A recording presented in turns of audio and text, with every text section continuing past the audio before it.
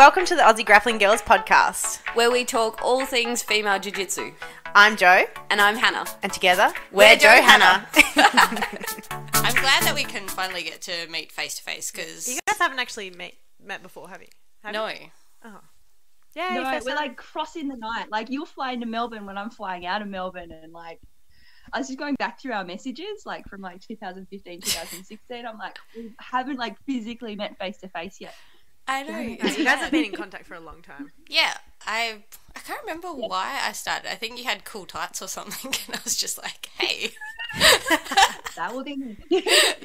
Seriously, I have like a giant tub of just rainbow tights.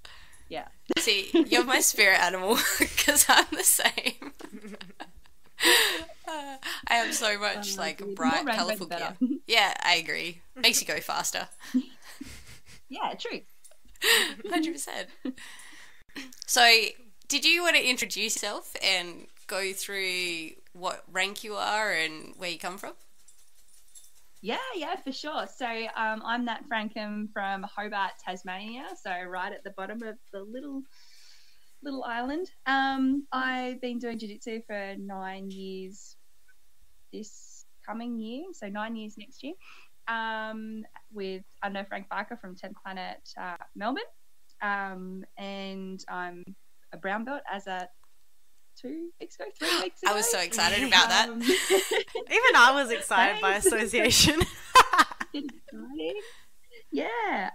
So I've been training under Frank for nearly 9 years now. So our journey's been a little bit different, whereby we basically fly backwards and forwards from Hobart to Melbourne to learn, and then bring it down here and evolve our games and stuff like that. So it's been an expensive process, but totally fulfilling, like complete life change. Like you've met Frank before, you know, like he's just a completely different individual. He's just so motivating. That guy's changed my life. Yeah.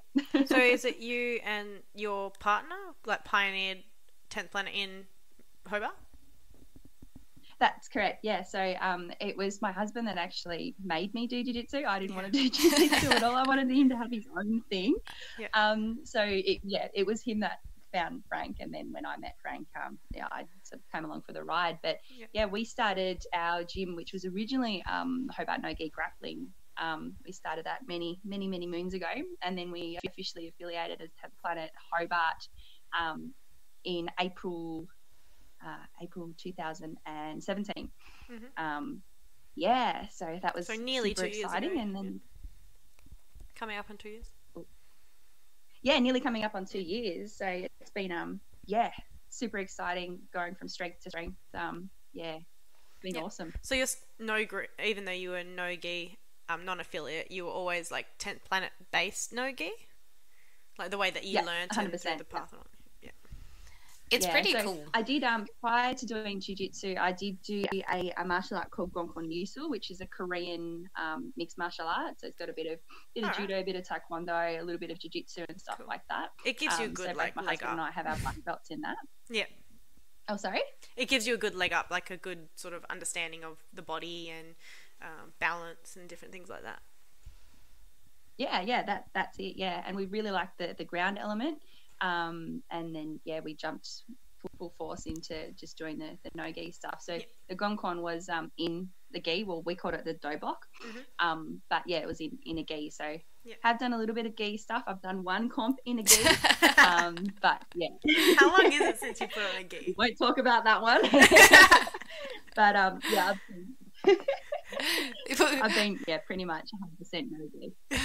Have an advantage. They're called angry pajamas for a reason. Angry pajamas, yeah. It's crazy how I've been following you in doing like all your super fights and everything in the last like couple of years, and it's just been so cool. Even though we haven't actually physically met, I don't know, I just feel like you've been a soul sister, and I've just like always got so excited watching your events. And it's funny how you kind of hook onto someone and you're just like, it's totally, you're just, I don't know. I think it was Jeff, like, who said that you're just a killing machine, and just ever since then just having higher girls to look up to, and I think I was just like 10th planet, and because I'm probably the most 10th planet person that I like in your style. Yeah, in my style, I kind of do a lot of stuff. So I think I was just like naturally just drawn to your how you do things. It was pretty cool. Oh, thanks. Jeff's a sweetheart. I remember meeting Jeff. Oh God, how long ago?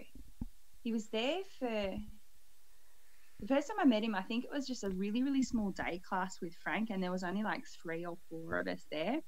And it was like Jeff's like.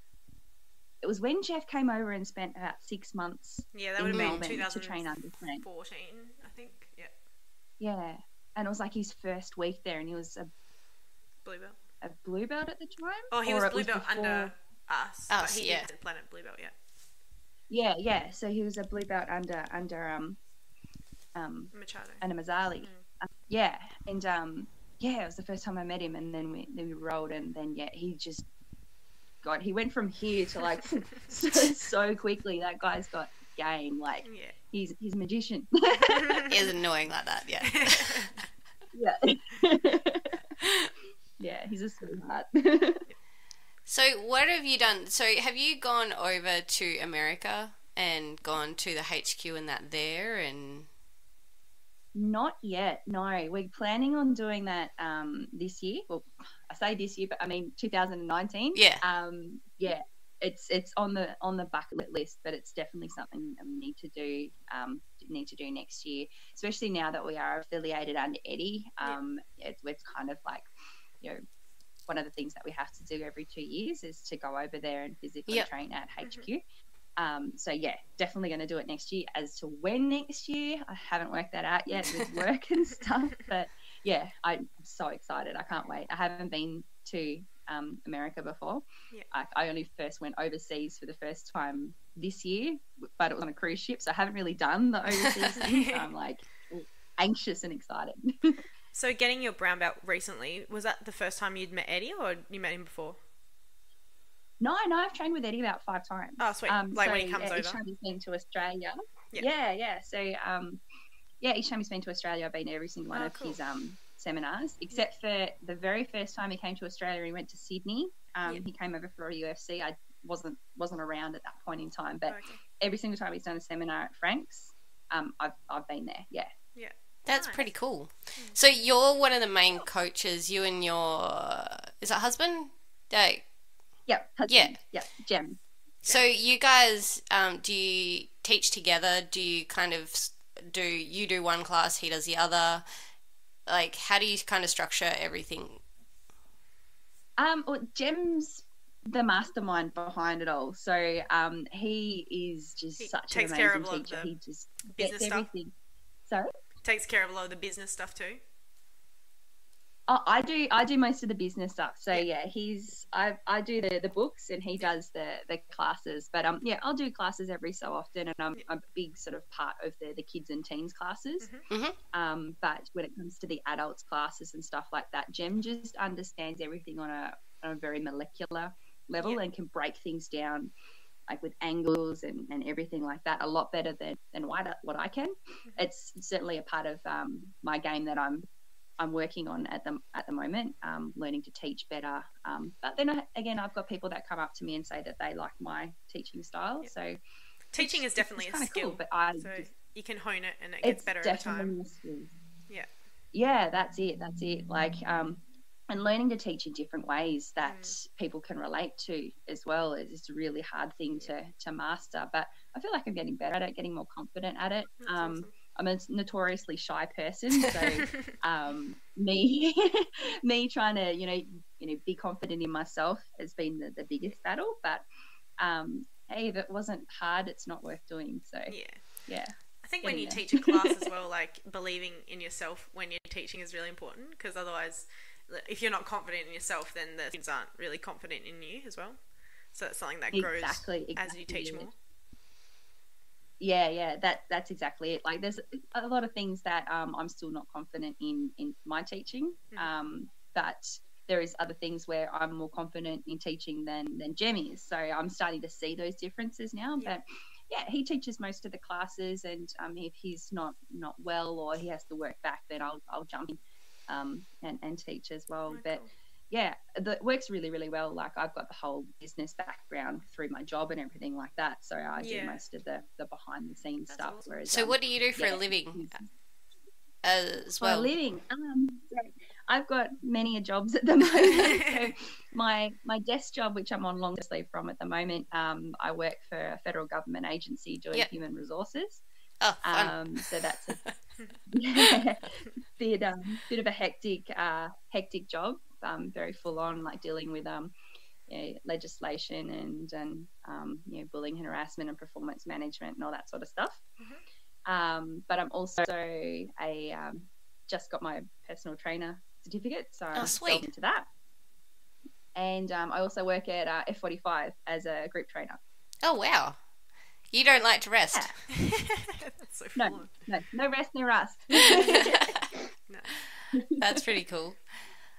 When did you start getting into the super fights and stuff? Because that seems to be your main thing, especially in the last 12 months. You've kind of jumped on that bandwagon like pretty hard and heavy, and like seeing you in the ADCCs, like that's mad, like so cool. Thanks. Well, I think the first one I did was in November or December 2017, and I was given about 6 days notice. And I had to drop like 6 kilos in 6 days. Yeah, it was brutal. I bet you were cranky pants. But ever since doing that, I'm just like, I like that challenge a bit more. I think because you've got to meet your specific like weight category within a short period of time, and it's all eyes on you.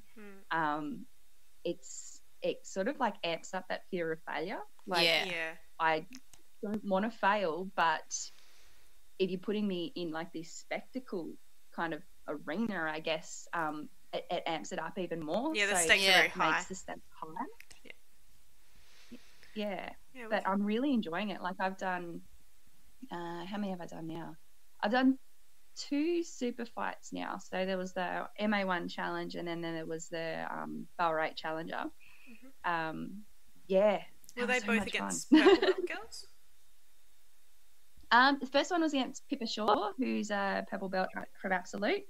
Absolute gun, sweetheart of a lady. I love it a bit.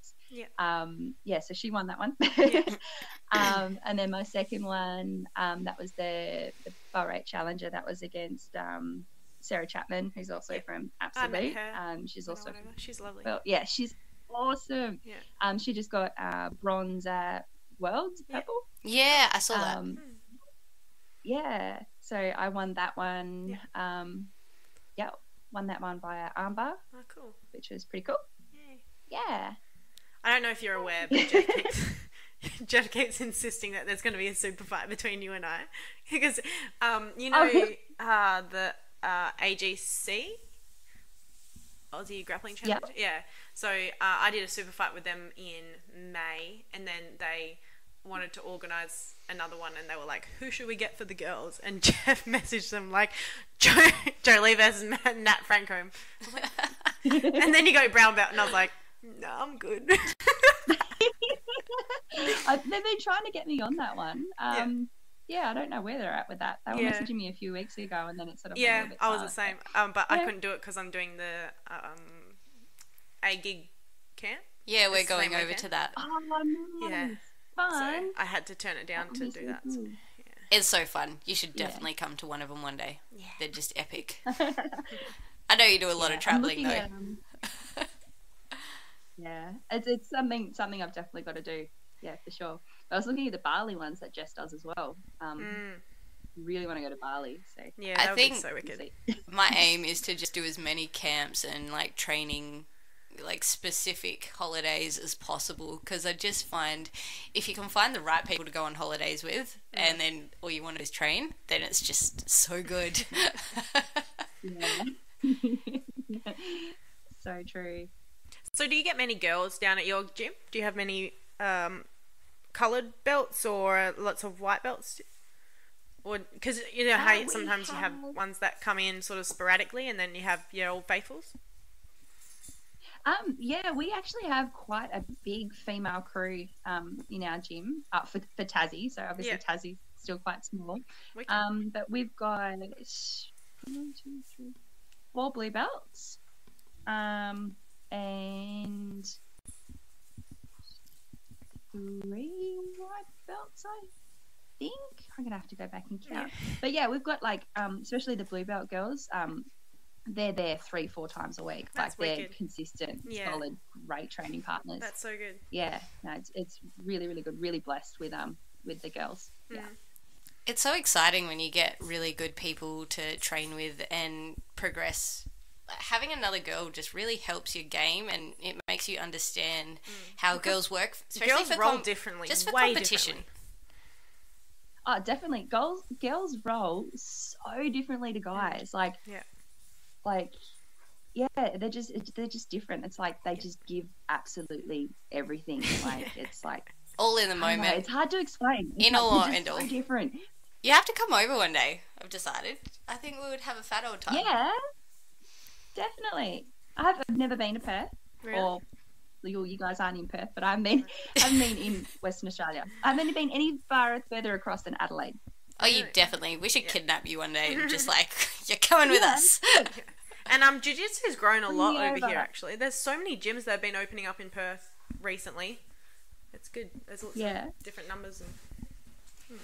It's good. I think like Australia as a whole is just going through like a period of flux with jiu-jitsu at the moment, especially with the females. It's just gone absolutely bananas. Like I remember when I first started doing jiu-jitsu down in Tassie, there was only one female that I knew of that was doing it.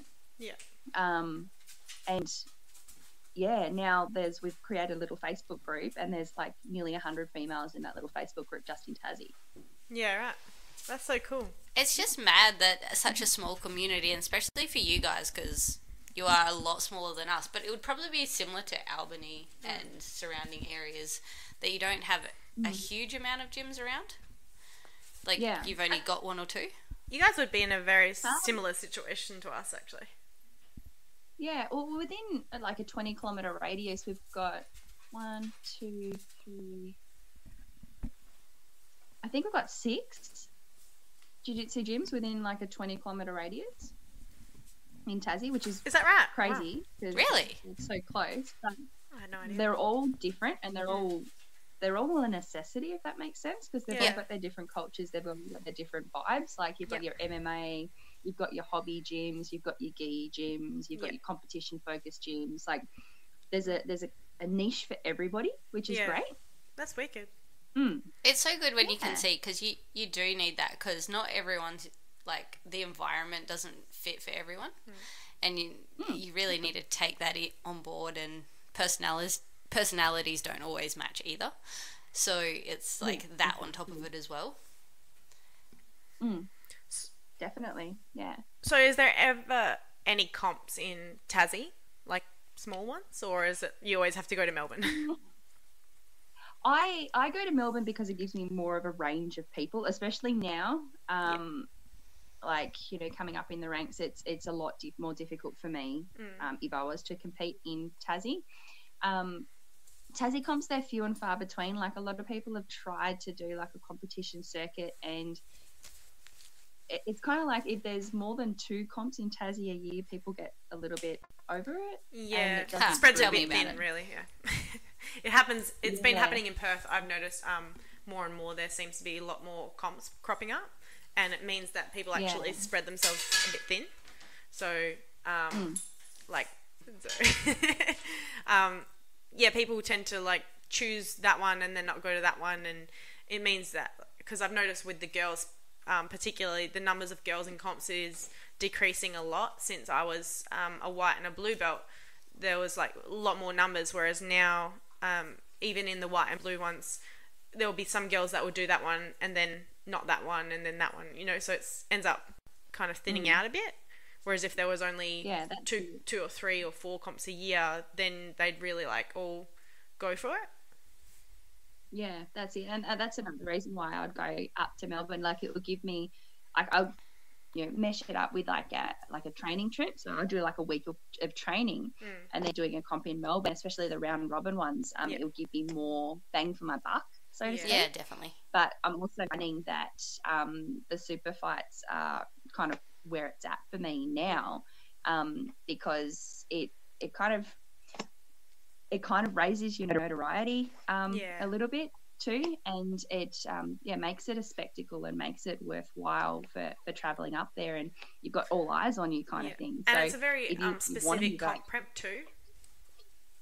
Exactly. Like you don't have to prep for the unknown. You're prepping for a specific person, a specific style, time frame as well. If you want to. Exactly. Yeah, that's it. And like if you want to go compete in like say America or something like that, then this they're the kind of things that you've got to prep for. Yeah. And stuff. Yeah, which is the goal. Like I'm not there yet, but it's early days. Yeah. So what's your favorite sub? What is like your game?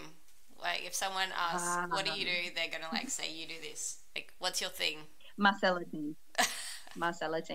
So basically it's no arm in guillotine. So it's very Marcela Garcia-esque. Yeah, it's a thing I gravitated to as a white belt, and it's the thing that's sort of travelled along with me all the way through to the most recent ADCC comp that was in Melbourne as well. Yeah.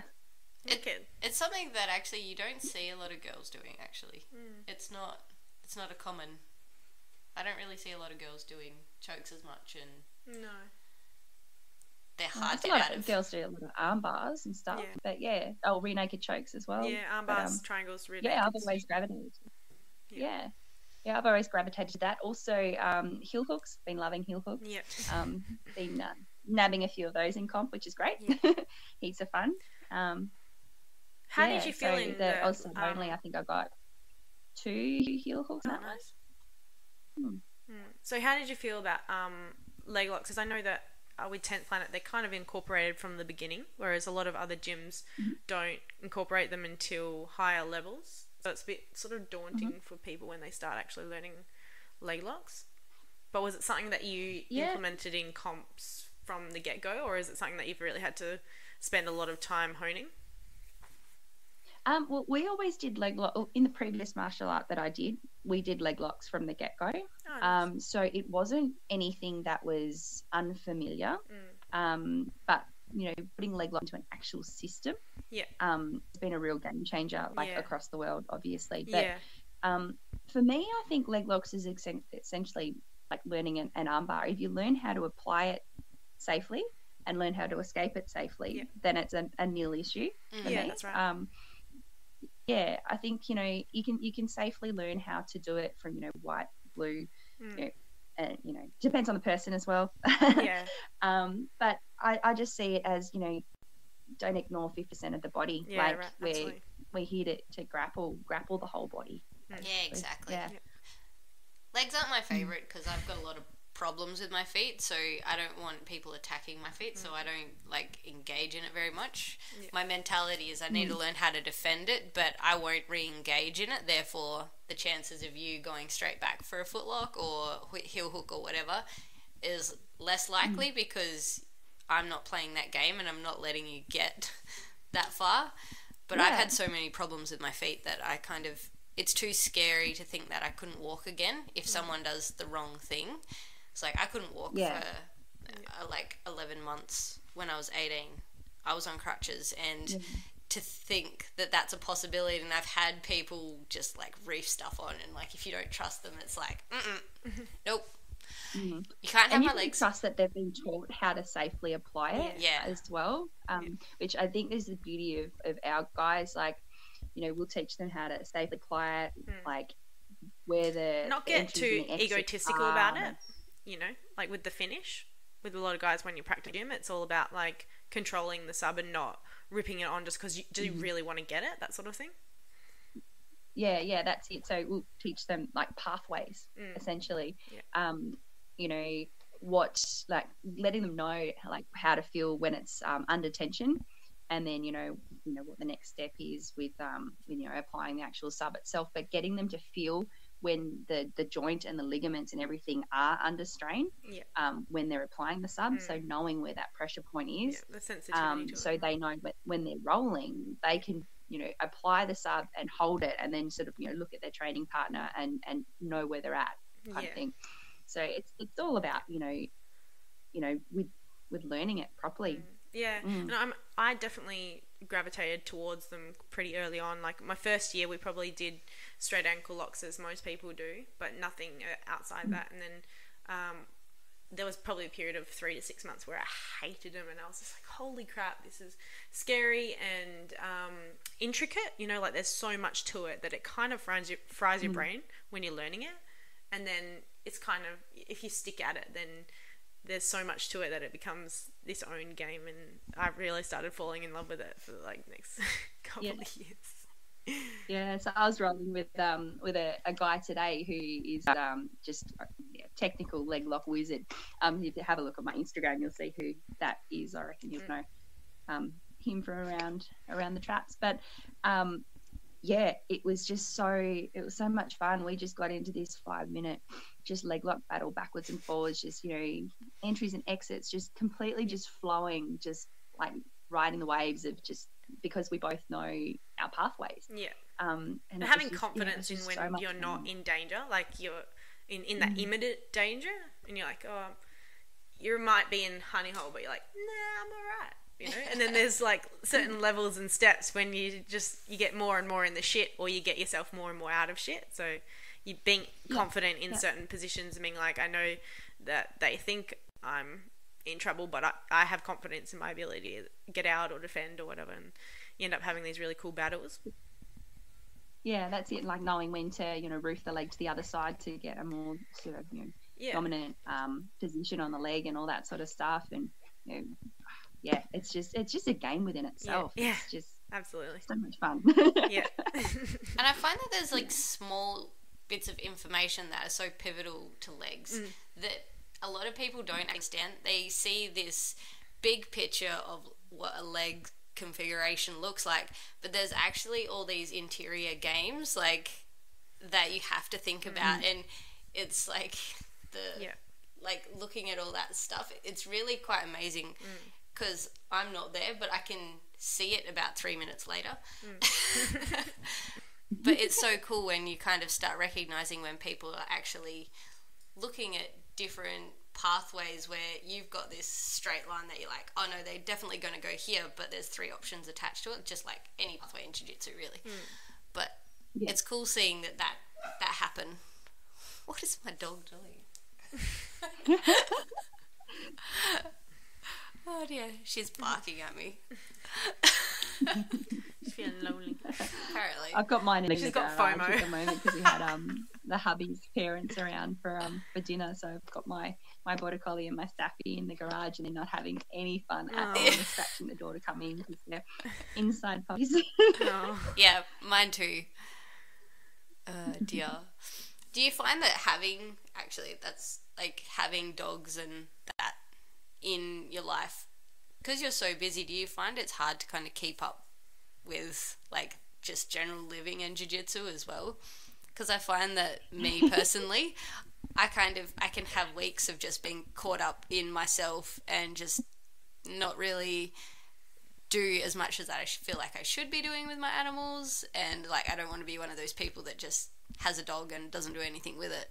Do you find that life balance and jiu-jitsu balance can be tough?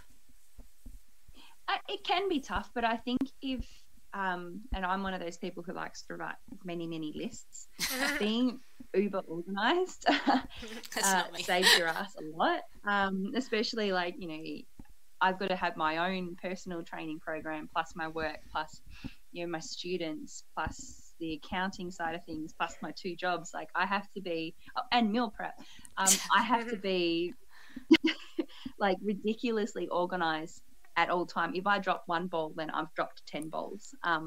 So I think for me, that's where the flow on from jiu-jitsu has been a really, really good thing, because if you're not organised in your role, then you're going to get tapped a million times. So it's flown onto my life. If I'm not organized in my life, I'm gonna, forget bill number X, or I'm gonna forget to feed my dogs, or I'm gonna forget to do my laundry. So it's just, it's made me ridiculously organized. But that being said, I'm just looking at a clothes error over here at the moment of clothes that I've got to fold. And you get behind on a few things here and there, but that's life, You should see my spare room at the moment. I just haven't folded washing for 2 weeks. It just gets washed and thrown in there at the moment. I'm a great adult. You've got geese as well. I couldn't imagine having to wash geese. Oh man, it takes up no geese takes up so real much. quick. Just the loads of washing just seems super large. But there's no better feeling than when you have this giant basket of washing and you go to hang up, you hang up your gi and your pants, and then suddenly it's there's hardly anything left, and you're like, yes, less to wash, less to hang up. I saw a meme the other day, and it was just this doctor going, "So what's holding you back in life?" And the other guy is going, "Laundry, definitely laundry." And the guy was like, "No, it's you." And it's like, "No, it's definitely laundry, 100% laundry." Because that's what I feel half my weekend is done. It's just because you have to do it all week, and I don't feel like you should have to fold and be an adult all week. I'm just I have I gotta work, I gotta train. Allocated days to be an organised adult, and it's not 5. It's 2 days a week, maybe. It's not 7. I do laundry, I'd say 5 days a week, because hubby's a baker as his full-time job, so I've got to wash his clothes all the time because they're covered in like mince and curry and flour and just all heaps of stuff, so I have to wash his clothes all the time. And then I've got both sets of no-gi gear, plus I've got my gym clothes, and then my work gym clothes, and then my work clothes. So yeah, the washing machine is going all the time. How does he go? Does he do early mornings then?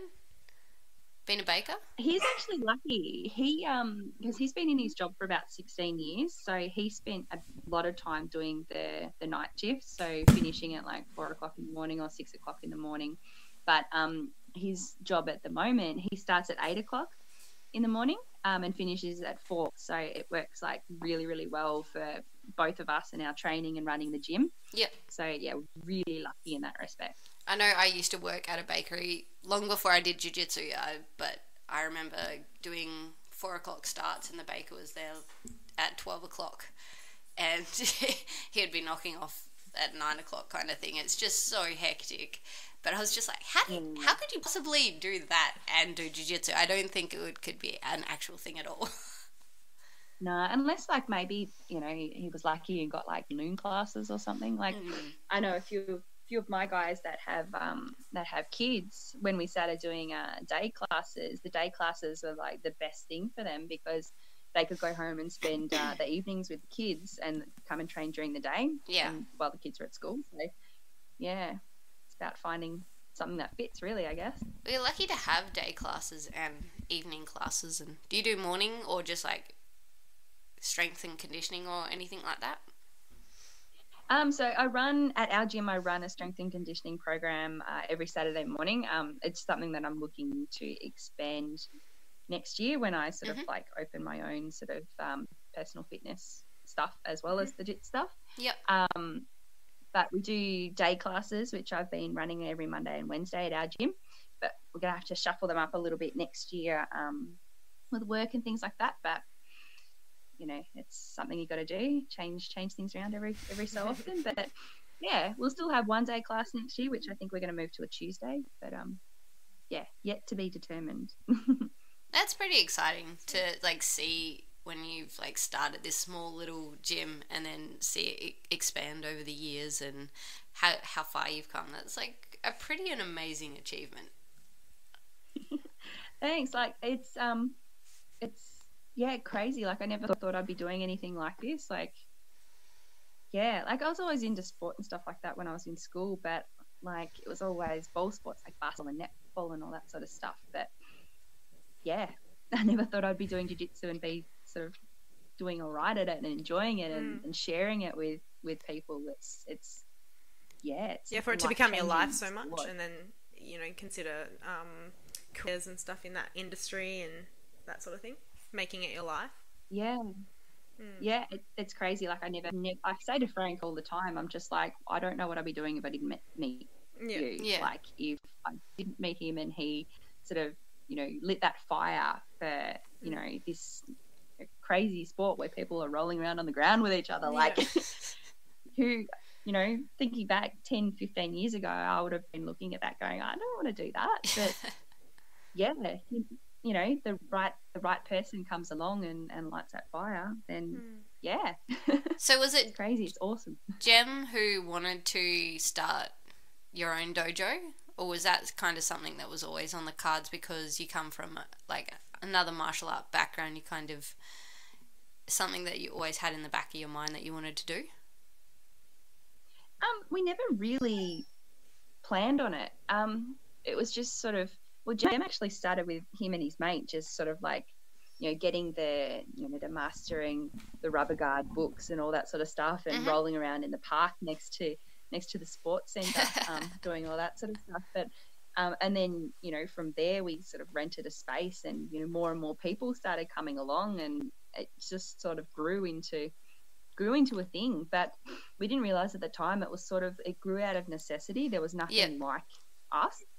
And then I think there was one trip where Jem went to Melbourne, and Frank actually said to him, if you keep at it, you could open your own 10th planet. And then as soon as Frank said that to Jem was like head first down that road. The seed had been sown. I'm going to have my own thing. Yeah. And then it's been, he hasn't looked back. Like, he's living the dream. It's awesome. Like, the 10th planet system is like, to understand it completely is a huge ask. Like, it really is. Like, there's so many intricate details that are involved in the 10th planet system that I don't think, well, I really don't know what it takes, but just we did it for ages, the full system, and just like those small bits of details. And I think it helps people in teaching as well, how it's all constructed. It is made for people to learn, and how it kind of grows and evolves, and over the years how it goes, well, actually this is the counter to this, so we're not going to put that in this particular step, we're going to add this because that blocks something else. And just it's pretty cool how it just flows. And I love it that they're flowing drills, a lot of them as well. It's so practical. The application of it is so practical, rather than just doing an armbar, a choke, or whatever. But it makes like, strings it all when together I came in a logical along, it was before sense. all of those warm-up flows were actually in the system. So for us, like there was always pathways, but we didn't have the warm-ups, so to speak. Actually, So, did you want to explain the warm-ups? Because not everyone understands what the 10th planet system is, I just thought. So the warm-ups. So with our warm-ups, well, we call them warm-ups, but they're actually sort of pathways. So we've got 8 different pathways, 8 different topics, and we rotate through them over 8 weeks. So we've got like A, B, C, D, yada yada. So for example, on A day, it's all posture drills. So it's all pathways based on posture. So we'll have Granbies or restless switch and things like that. So they're all theme based. So if you come in on a day, you'll focus on that one theme, and it's all synced worldwide as well. So us here in Hobart on, say, A day, we're doing the same thing as what they're doing in Melbourne on A day, doing the same thing as what they're doing at HQ on A day. But they're taught, we teach in pathways and flows. So rather than coming in and saying, all right, this is how you do an armbar, go. We're like, all right, this is how you do an armbar, this is how you escape the armbar, this is how you transition to position X, position B, yada yada yada. It's just a really what Eddie's done. It's quite with conceptual. How he's designed. It's so smart. Like seeing people learn these pathways and how quickly they actually become competent with jiu-jitsu. It's so cool. I really wish that all of this was around when I first started doing jiu-jitsu, because it's just such a smart way of teaching and such a smart way of learning. It really is. I think if people actually had the opportunity to do a 10th Planet class, it really is, it makes you feel like you're totally out of your depth if you're not used to it. Because it's just, it's so different, and it's so, I don't know, I learned that way. So for me, I was like, I caught on to the whole concept of it really quickly, because to me, I want to know what the top person's doing. I want to know what the bottom person's doing. Why is the top person doing that? It took me about 2 years to realise that teaches reactions, and sometimes if you can't do something, and I found that there were certain flows that I would get really frustrated with because your partner wasn't reacting the right way, because they weren't aware that they needed to have pressure here or there. But because of how the system's taught, it taught the person very quickly, like a newer person, that this is where their pressure is supposed to be going. And then my learning started to be like, I would question, okay, I think that this needs to be happening. Like, why is the top person doing that? They wouldn't do that just because. Like, what's the top person thinking? And I think that that's something that 10th Planet is really good at doing. Like, it's very, not unique to 10th Planet, but it is very much a 10th Planet concept, I reckon.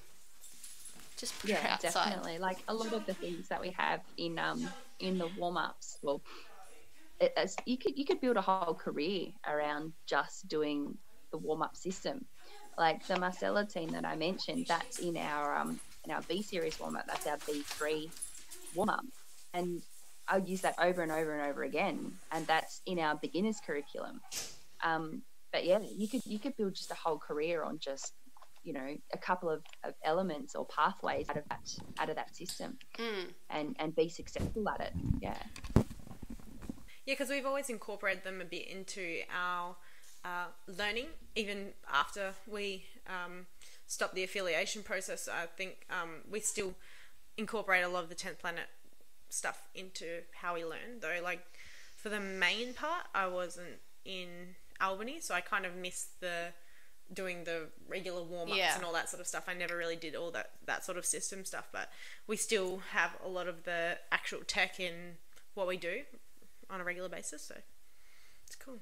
I like the idea of pulling from lots of different areas too. Yeah, it's functional. It's like, yeah, just I was saying to Hannah, I'm like, just seeing how quickly people progress with their competency, just learning the pathways, because they get to learn their entries and exits, how to apply pressure, where to put their angles and everything like that. Yeah, and the muscle memory of it too, you know, doing it on a regular basis and that sort of thing. Exactly, and they can just apply it, like when they start to roll, they can apply it directly into their rolls. They know how to escape things, rather than just learning an escape without context. It's just so cool to see. I have to say though, because Joe and I both decided that this year we were going to really focus on our gi, and for me personally, I found that my gi game actually came into my no gi game about understanding, rather than like grips, understanding where pressure is and how to attack pressure better, and understand like where leverage is. And then that, to me, I noticed that I was starting to attack people where it would be just like a full-on pressure hold. I would react the way I would to get rid of a grip, rather than just like deal with the pressure, which I found like no gi, that's what I did quite a lot. I would just like grin and bear pressure, but like the gi game gave me these new pathways that I didn't have before, because I was kind of like, well, I had to get rid of that grip before I could progress or do anything more. And that for me was just like a total like mind-blowing thing when you start reacting in certain ways and you're like, oh, this is awesome, because now I feel like my no-gi has improved so much because I focused like for 6 months on gi. Like it really does like it brings a new dimension to your game. that because we were really no-gi based. Both me and Hannah are quite no-gi based grapplers, and so there was probably a good 3 or 4 years where we really neglected the gi, and so coming back to it this year was a bit tough, but probably worth it in the end. But yeah, I still only competed in no-gi events though.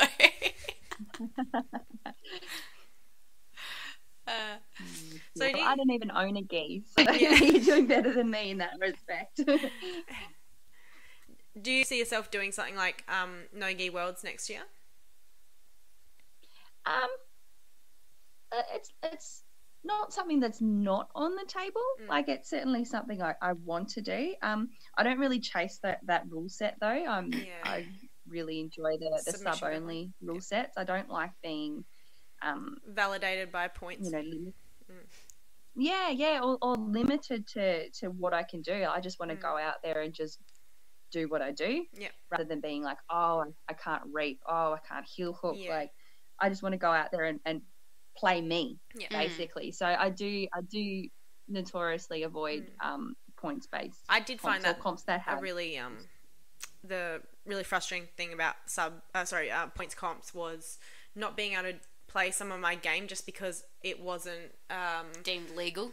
No, well, that too. I mean, playing off my back for leg entries as simple as Ashi wasn't what's the word, rewarded, because the points favour being on top rather than being on your back and a bottom entry. So that's what I really struggled with, because I have a tendency to just be happy to play off my back and then be on top and that sort of thing. So if the top's not working, I'm happy to be swept just so I can work off my back. But in points comps, you're like, you just gave up. So I always hunt like the best rule set, the most unrestricted rule set. That's where I love it. I kind of have that mentality, like, you didn't sub me, so you didn't win. Exactly. At the end of the day, I guess like everyone signs that that death waiver.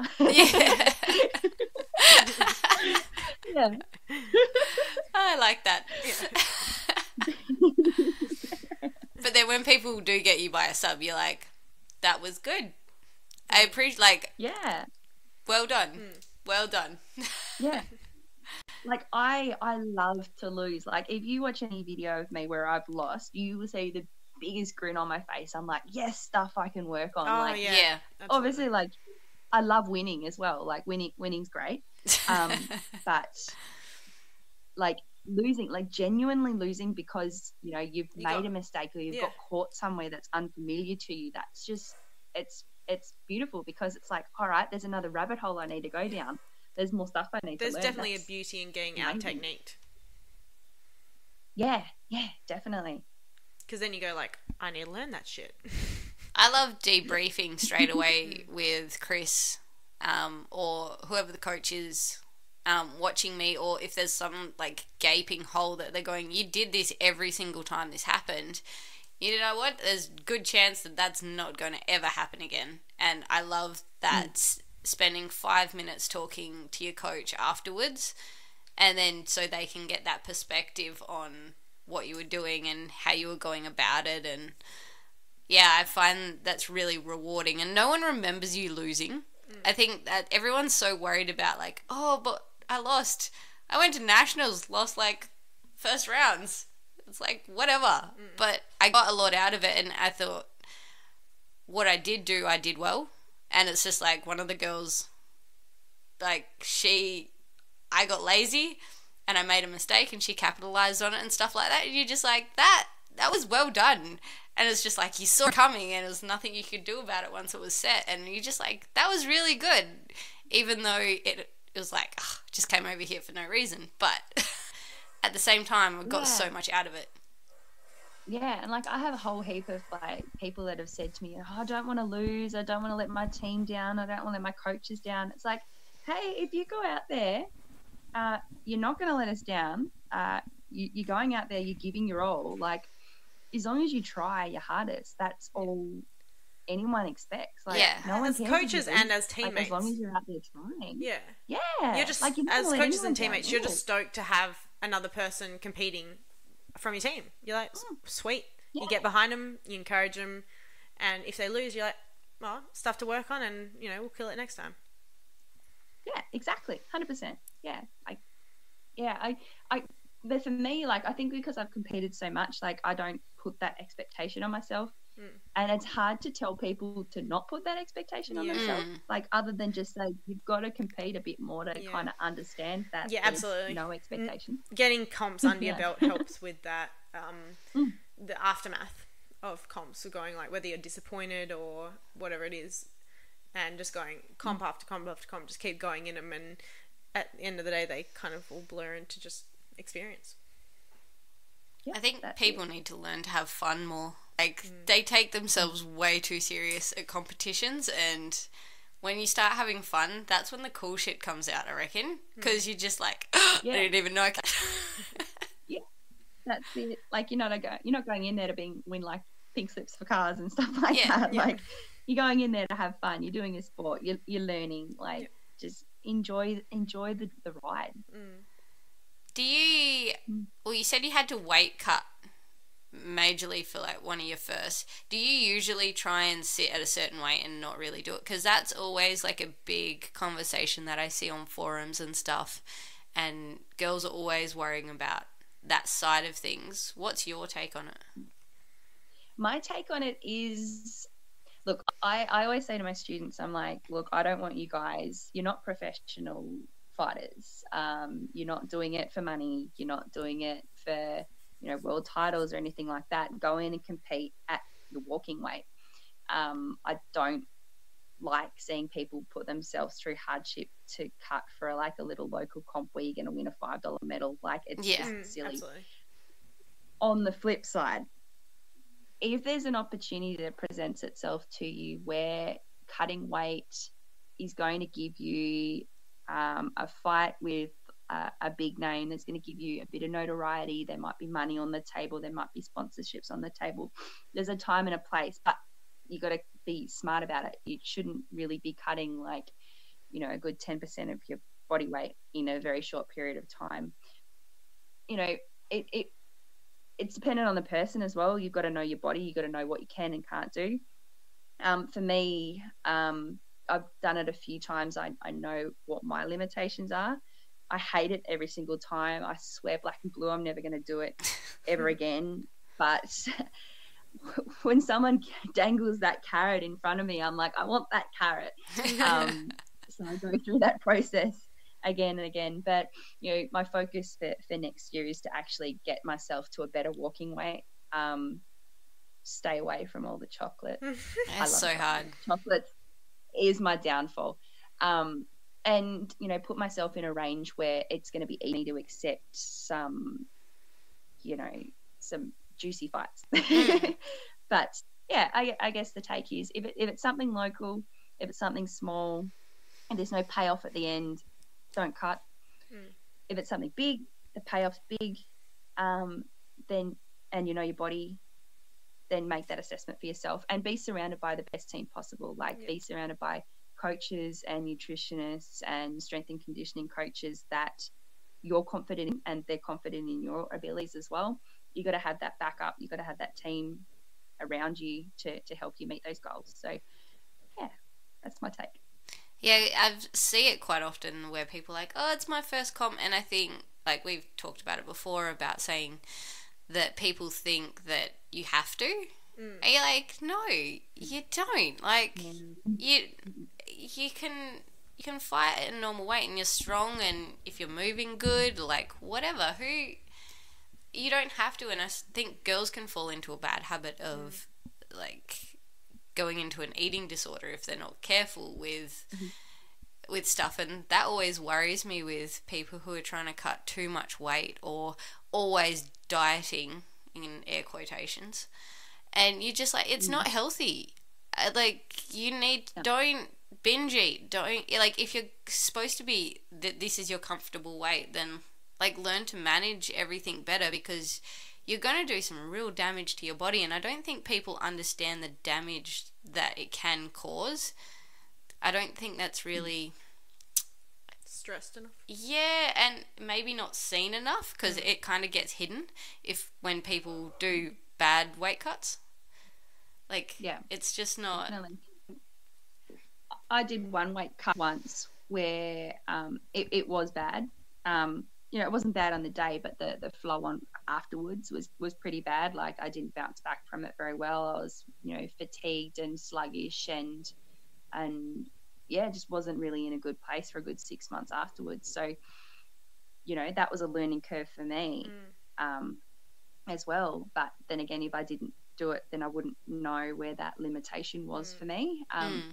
But yeah, like for people doing their first comp, or then if they're not doing any comp with any payoff, then there's no point cutting at all. Like, it's a hobby at the end of the day. You're not all of us are going to be professional athletes.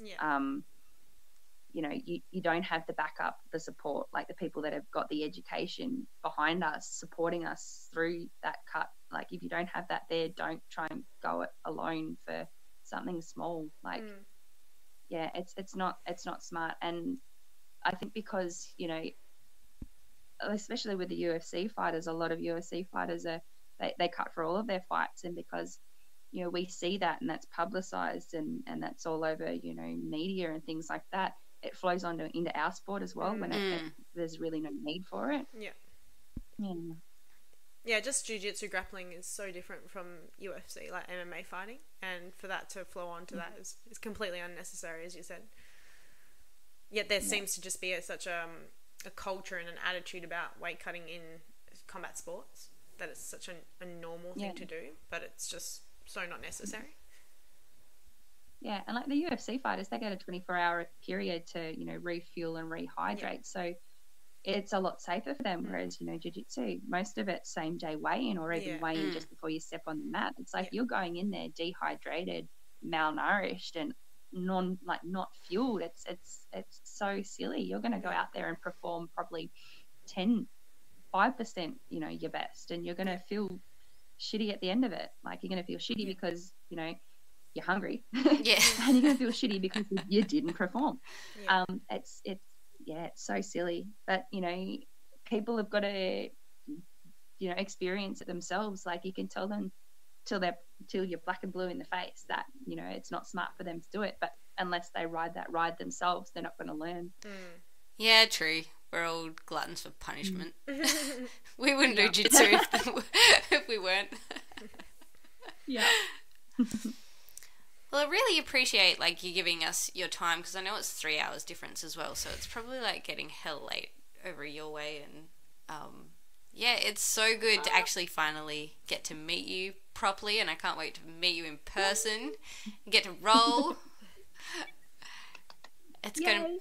I'm definitely gonna be heading your way. It's on my to-do list. My plan is to go all around Australia and train with as many people as possible, and you're definitely up there on the list of heading your way, so pretty excited about that. I've never been to Tasmania either. I really want to